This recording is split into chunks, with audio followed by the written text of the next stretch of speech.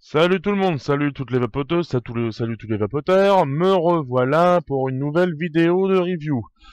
Petite review d'un produit qui vient de chez Wismec, la Noisy Cricket 2. La voici dans sa petite boîte, hein, bien sûr. Dès que je passerai en plan serré, je déballerai la Wismec, même si je l'ai déjà un petit peu utilisée pour la tester. Je donnerai aussi toutes les informations utiles du fait que la Noisy Cricket 2 est un petit peu comme sa grande sœur, un peu dangereuse, hein, enfin, elle peut être dangereuse parce qu'elle a différents modes. J'expliquerai ça en plan serré. Dès que nous repasserons en plan large, je ferai un petit essai sur les différents modes, hein, pour bien voir tout ça. De plus, j'essaierai de mettre en bas, bien sûr, de ma vidéo, un petit rappel sur une loi en électricité qu'il faudra utiliser pour l'un des modes de la Noisy Cricket, car je vais dire tout de suite les trois modes qu'elle fait. Elle fait le mode parallèle, elle fait le mode série semi-régulé, tout comme la Tesla Invader 3, mais aussi elle fait le mode full mecha, comme sa grande sœur, la Noisy Cricket.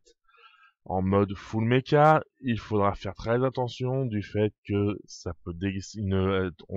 elle peut faire dégazer les accus très rapidement si on n'utilise pas le- si on n'utilise pas les bons accus et bien sûr la bonne résistance. Nous nous retrouvons juste après le plan serré pour les différents essais, les différents modes, enfin les essais des différents modes pour voir la vape si elle est différente ou pas. Bon bah à tout de Donc suite. nous voici bien sûr dans le plan serré pour la présentation, pour l'unboxing de la Noisy Cricket 2. Ah, c'est vrai que j'ai un petit peu utilisé donc pour les essais, donc ça se voit un petit peu. Ce qu'il faut savoir, c'est que la boîte est en plexi, en plastique transparent. Bien sûr, il y a le scratch code dessous. Malheureusement, c'est un petit peu flou parce que j'ai déjà fait le scratch code, je sais que c'est une originale. Maintenant, passons à l'ouverture, enfin, savoir ce qu'il y a dans la petite boîte Wismec, hein, qui est déjà pas trop mal. Hop, bien sûr, il y a la Noisy Cricket, mais aussi, il y a, hop, dessous, une fiche de mise en garde. Please be careful not to use battery with tone casing as it is a safety hazard. Donc c'est une mise en danger qu'il faut pas prendre à la légère. C'est-à-dire qu'il ne faut pas utiliser des batteries différentes, batteries bien avec la même charge, la même ancienneté. Et aussi la notice. La notice qui, contrairement aux notices habituelles, n'est pas que en anglais. Là pour l'instant, sur la première page, c'est en anglais. Ensuite, nous passons, hop, voilà, à bien sûr une notice en français. Là où il nous indique bien sûr qu'il faut que les deux accus, dans le sens quand on les insère, donc le bas est ici, le haut est de l'autre côté, les moins doivent être en dessous. Nous avons en plus deux positions sur la Noisy Cricket 2, une position parallèle et une position série, ce que j'expliquerai après, parce que ça rentre vraiment dans l'explication. Et là nous avons aussi, suivant le pourcentage de charge de la batterie, bah, nous avons un petit voyant à l'aide, un petit indicateur à l'aide. Par exemple, entre 60 et 100%, l'indicateur à l'aide reste allumé. Entre 30 et 59%, il clignote lentement. Entre 10 et 29%, il clignote modérément. Et de 0 à 9%, il clignote rapidement. De 0 à 9%, vaut mieux la recharger avant. Hop, voilà.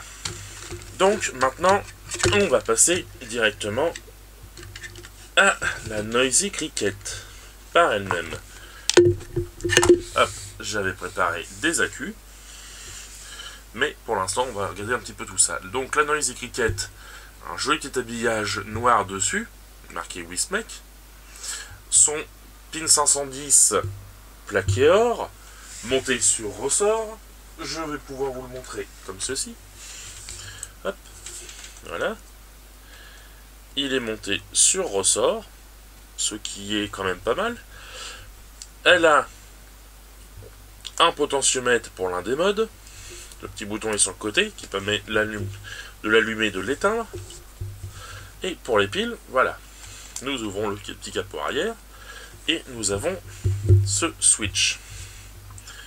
Je ne sais pas si on va bien voir. Voilà, normalement on devrait voir parce que moi c'est le petit P, le moins, et de l'autre côté, en avançant la plaquette, nous arrivons à S avec le petit moins. Le S veut dire série. Le petit P veut dire parallèle, bien sûr. Si on la met en parallèle, nous allons utiliser les deux accus, mais en parallèle. Ce qui veut dire que nous allons vaper à 4 volts 2, mais avec l'intensité de chaque accu additionnée. Dès que nous allons passer en série, nous allons vaper non plus avec l'intensité, donc le courant de décharge des deux accus additionnés, mais uniquement les deux tensions. Donc on va passer de 4 volts 8 à 8 volts 4. Mais la tension de décharge va rester comme si on n'avait qu'un seul accu. Comme ceux-là par exemple, ceux que j'ai recoilés en Coilmaster, ce sont des Samsung 25R. Courant de décharge continu 20 ampères. Donc nous allons vaper à 20 ampères. Je vous explique tout ça parce que ça sera important pour la suite. Donc, hop, je remets en parallèle comme c'était. Je prends la Noisy. Je prépare mes deux accus. Le plus est là. Le moins est là. Donc, comme indiqué sur la notice, le moins en dessous. Sachant que, voilà, le haut de la box est ici. Le deuxième accu, on enlève la petite boîte. Hop, le plus en haut, le moins en bas. Donc, hop, maintenant, on referme la box. En appuyant légèrement sur le bout, sachant qu'encore en plus, en dessous, nous avons les trous de dégazage des deux accus. Avec marqué Noisy Cricket 2, Design in California. Designé en Californie. Là,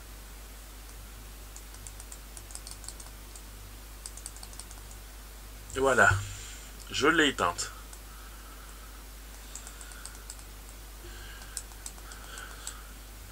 Hop, là je l'ai allumée, on voit un petit peu la LED qui s'allume.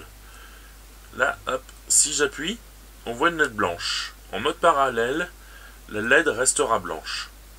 Le potentiomètre ne sert à rien et on peut vaper avec une résistance à partir de 0,1 ohm. Nous allons passer maintenant en mode série. Mais le premier mode série uniquement. Enfin, pour l'instant, premier mode série. Hop, voilà, donc je l'ai mis en série. Je referme la box. Hop, et là, à ce moment-là, quand j'appuie sur le bouton, j'ai une petite LED rouge qui s'allume. Ce qui veut dire que je suis en mode série protégé. J'ai un potentiomètre, je peux vaper aussi avec une résistance de 0,10 ohm, du fait que c'est un mode comme la Tesla, c'est le même mode que la Tesla Invader 3. Je joue avec le potentiomètre, en réglant le potentiomètre, afin de faire varier la puissance. Si nous appuyons 5 fois, nous éteignons la box. Si nous appuyons 5 fois, nous rallumons la box, comme en mode parallèle. Mais là, je vais l'éteindre pour passer sur le deuxième mode du mode série. Je reste appuyé, j'appuie sur le bouton pendant 10 secondes. Voilà, au bout de ces 10 secondes, 5 petits clignotements blancs. 1, 2, 3, 4, 5. Ah. 1, 2, 3, 4, 5. Voilà, elle se rallume. Et si je rappuie, je suis de nouveau en blanc. Là, par contre, attention, danger. Là, nous sommes en série, mais non protégé. Donc, le potentiomètre ne sert plus à rien. Et là, à partir de là, il faudra utiliser la loi d'Ohm. Nous sommes à 8 volts 4 avec un taux de décharge de 20 ampères. Donc, il nous faudra des résistances qui seront dont la résistance sera supérieure, que ce soit 1 ou 2, ou même 3 ou 4, il faudra que la résistance totale de l'atomiseur soit supérieure à 0,48 ohms pour des accus qui ont un courant de décharge comme les Samsung 25R qui ont un courant de décharge de 20 ampères. En dessous des 0,42 ohms, attention, danger. Oui, c'est 0, je sais plus si oui, c'est 0,42 ohms. Attention, danger. Au-delà, en dessous de 0,42, les accus, vous allez leur demander plus de 20 ampères de décharge pour faire chauffer convenablement l'atomiseur. Donc, à ce moment-là, c'est très dangereux. Il peut y avoir un risque de dégazage et la mimine gauche ou la mimine droite qui part à l'hosto avec le bonhomme. Donc maintenant, nous allons venir en plan large afin de pouvoir faire les conclusions et bien sûr le petit essai sur les 3 modes. Donc, nous revoilà en plan large pour les essais, les conclusions et en même temps les dernières explications sur la Noisy Cricket 2. Donc me revoilà. J'ai les accus à l'intérieur, j'ai ma petite plaquette qui est en mode parallèle pour le premier essai. J'ai mis un atomiseur dessus, mon Cyclone VT. Tiens, ça coule un petit peu, donc on va essuyer en même temps. Hop, voilà, mon Cyclone VT qui est dessus.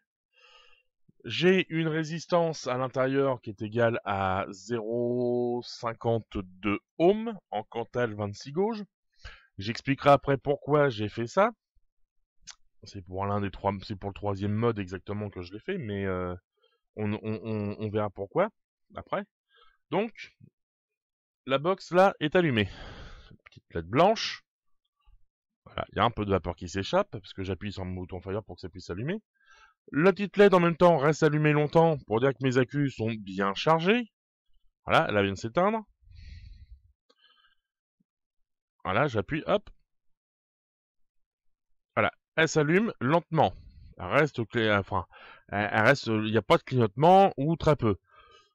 Donc maintenant, on va faire l'essai, sachant que là, en mode parallèle, on vape à 4V2, mais avec une puissance qui peut aller jusqu'à 40 ampères. En gros, on va vapoter un petit. Le mieux, c'est de faire une résistance qui soit à peu près à l'ordre de 0,11, pour être bien, c'est 0,15 au minimum. À 0,10, ça risque d'être un petit peu juste avec des accus 20 ampères.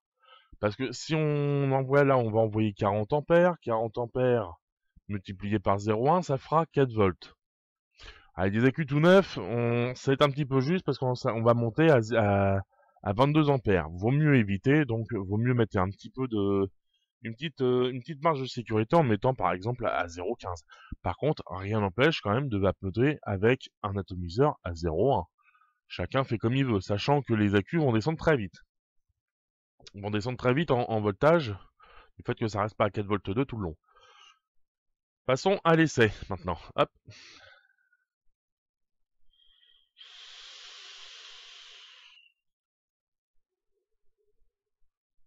Vape très froide, même si j'ai fait un petit peu chauffer la taux avant. Là, je suis en plus sur le potard à 100. On va le mettre, regardez, je le tourne. On le met à 0. Pour bien vous montrer, là il est à 0, pour bien vous montrer qu'il n'y a aucune différence, le potard ne sert à rien dans ce mode-là. En mode parallèle, il ne sert pas.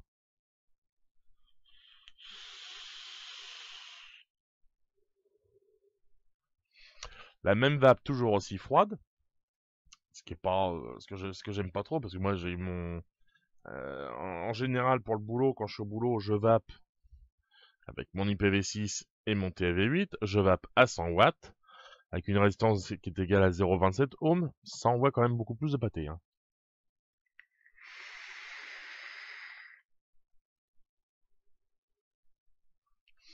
Ça envoie mieux.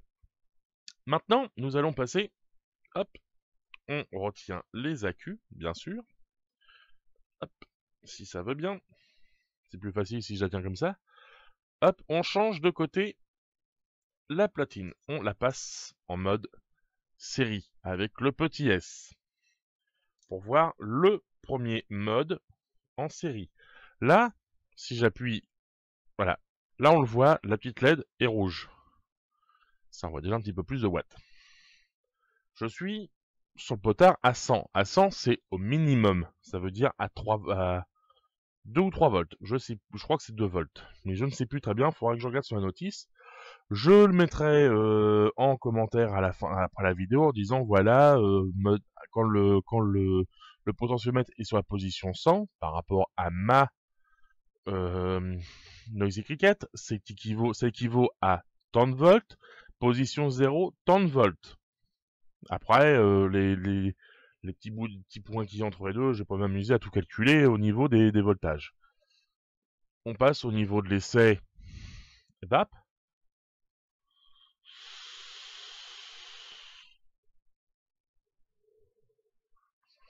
Ça envoie un petit peu plus de vapeur que tout à l'heure, mais ça reste toujours très froid. Hop, là je suis à 100, je tourne le potentiomètre jusqu'à la position 0. La position 0, ça va déjà envoyer un petit peu plus de patates, ça va être beaucoup mieux. Ah oui.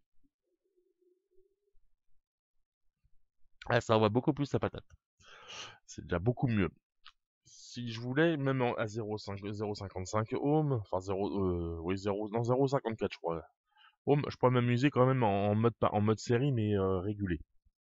Donc, premier mode, c'est un mode parallèle, donc parallèle comme un mode méca en double AQ, mais double AQ avec les AQ le plus en haut, le moins en bas, ou le moins en haut, le plus en bas, ça c'est pas dérangeant. Donc les AQ sont en parallèle. Là les AQ sont en série, comme la plupart des box électro, mais là c'est exactement comme la Viking Vap ou la Tesla. Ça veut dire qu'on est semi-régulé. On a un petit potentiomètre qui permet de régler le voltage et donc de régler la puissance avec laquelle on vape par rapport à notre résistance. Maintenant, hop, j'éteins ma box. Voilà, là c'est éteint. Je reste appuyé 10 secondes sur le bouton Fire. Et là, voilà, la petite clignotement blanc m'indique que je suis passé en mode full mecha. Donc vraiment full mecha, qui est quand même assez dangereux si on n'utilise pas la loi d'Ohm. Petit rappel pour la loi d'Ohm. U égale, c'est la tension, R la résistance, I l'intensité, et la formule c'est U égale RI. Donc la tension est égale à la résistance multipliée par l'intensité. Si on veut calculer la résistance minimale qu'il faut pour ça, sachant qu'on va à 8 volts 4 avec 20 ampères de décharge, pour moi 20 ampères de décharge du fait que c'est mes Samsung 25R. Les Samsung 25R ont un courant de décharge continu à 20 ampères. Donc le calcul se fait, c'est la résistance est égale à la tension divisée par l'intensité. 8 volts 4 divisé par 20, ça donne 0,42 ohms. Parce que c'est la valeur de la résistance. Moi, je suis à 0,52, entre 0,52 et 0,54, je ne sais plus très bien. Je crois que c'est 0,52. Donc, j'ai fait exprès de mettre un petit peu plus haut pour ne pas arriver au taux de décharge maximum des accus. On peut le faire. Moi, je ne l'ai pas fait, c'est juste principe de précaution. En plus, mon montage, c'est un petit montage en Cantal, 26 gauges. J'ai 7 tours en Cantal 26 gauges, ce qui me permet d'avoir une résistance à plus de 0,5. Le mode mecha, full, comme la Noisy Cricket 1. Sauf que la seule différence avec celle-là, c'est que 1, 2, 3, 4, 5, hop, on peut l'éteindre. Là, enfin, là, elle est allumée. 1, 2, 3, 4, 5. Là, je l'éteins. Et je peux la mettre dans la poche, il n'y a pas de souci. Donc, on la rallume. 1, 2, 3, 4, 5. Voilà, elle se rallume. Et là, on va envoyer la sauce.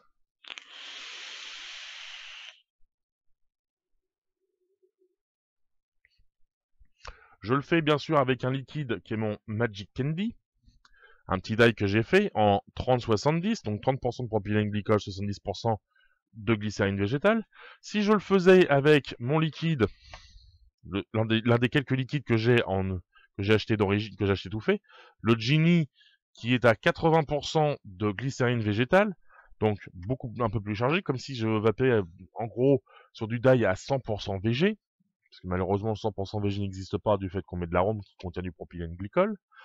Mais c'est comme si je pas avec on va dire c'est le maximum qu'on puisse avoir, ce qui permet d'avoir encore plus de cloud. Mais là déjà,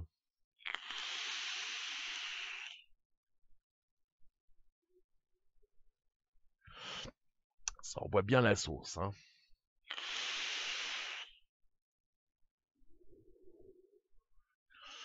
Voilà, là déjà ma caméra, j'arrive à la faire bugger, j'arrive à la faire, j'arrive même plus à faire la mise au point.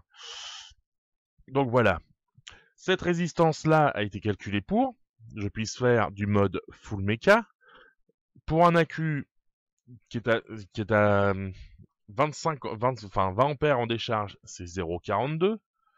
Pour un accu, voyons voir, on va faire le calcul tout de suite. Pour un accu, si vous n'avez que des accus qui fassent 10 ampères de décharge, hop, il ne faudra pas vaper en dessous de 0,84 ohms. Et pour des accus à 15 ampères de décharge, il ne faudra surtout pas vaper en dessous de 0,56 ohms. Le mieux, étant de laisser une petite marge. Par exemple, pour 15 ampères, vous mettez 0,6 ohms. Et pour du 10 ampères, vous mettez 0,90 ou 0,88. Moi, je préfère laisser une petite marge d'à peu près 0,1 ohm, ce qui permet de faire le calcul, voyons voir, j'allais faire U égale RI, mais en fait non, c'est pas ça. C'est 8,4 divisé par 0,54. Je vape à peu près, j'envoie mes accus envoient à peu près 15,56 ou 15,6 ampères de décharge.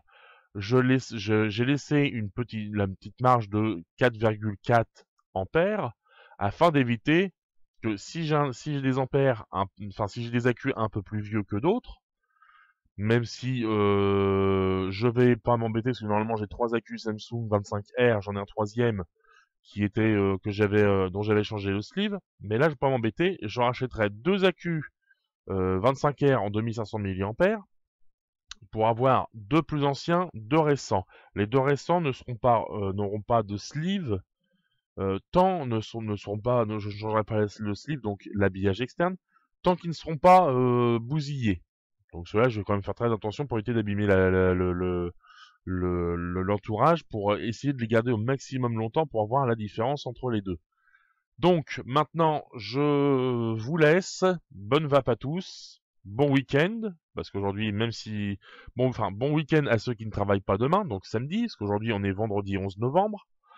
Je fais aussi un petit... pas un petit rappel, mais je voudrais dire aussi que je respecte la mémoire de toutes les personnes qui sont mortes pour que la France soit libre entre 1914 et 1918. Merci à vous de nous avoir libérés. Ciao, à plus et à une prochaine. Voilà, je rajoute un petit aparté par rapport à la Noisy Cricket 2. Je tiens à préciser quand même que cette box méca, c'est une box un peu hybride parce qu'elle fait le parallèle le série régulé et le série non régulé. Je tiens à préciser que cette box-là n'est pas à mettre entre toutes les mains. Si on est un vapoteur confirmé, là, il n'y a pas de souci. On connaît normalement, voilà, les modes BK, on sait à peu près comment ça fonctionne. Un jeune vapoteur, un vapoteur débutant, je lui déconseille quand même cette box-là parce qu'elle peut être très dangereuse. Si vous voulez quand même l'utiliser, moi, je vous conseillerais à ce moment-là de l'utiliser soit en parallèle, soit en série régulée, en semi-régulé, parce que sinon, si vous vous mettez à faire des coils vous-même et que vous voulez jouer à l'apprenti chimiste, c'est un coup sur deux, comme je l'ai dit en gros plan, malheureusement, les mains, elles peuvent partir en fume, ça peut partir avec des éclats de Noisy Cricket ou d'accu dans les mains. Parce que les accus qui dégazent, moi j'en ai eu l'expérience d'une fois sur un clone tugboat, sur le clone d'une tugboat. vapoter, enfin vouloir vaper avec des accus qui eux étaient en série d'origine, alors que cette box là ce n'est que du parallèle, enfin sur la tugboat, je parle. Bah c'est pas super à 2 heures du matin de faire dégazer un accu hein, et de commencer à foutre le feu à la pièce. Parce que l'accu, quand ça dégaze, ça envoie gerbe de flammes et d'étincelles, longue de ça au minimum, hein, sachant que moi quand je l'ai lancé, l'accu s'est délogé de du porte-accu et m'est revenu et passé entre les pattes hein, pour se loger dans un sac à dos avec quelques papiers que je devais ranger à ce moment-là, qui ont commencé à prendre feu. Hein. Le parquet de la pièce a commencé à prendre feu aussi. J'ai une belle marque noire. Le parquet il est mort. Donc vapoteur confirmé, pas de souci. Vapoteur débutant, attention à ce que vous faites. Si vous voulez le faire, utilisez bien la loi d'Ohm, respectez-la bien, respectez bien cette loi-là, sinon vous allez partir à l'hosto avec une main en moins, ou une main bien abîmée. Je ne veux pas décourager les personnes qui vont l'acheter, bien au contraire, enfin, voilà, je préférais le signaler.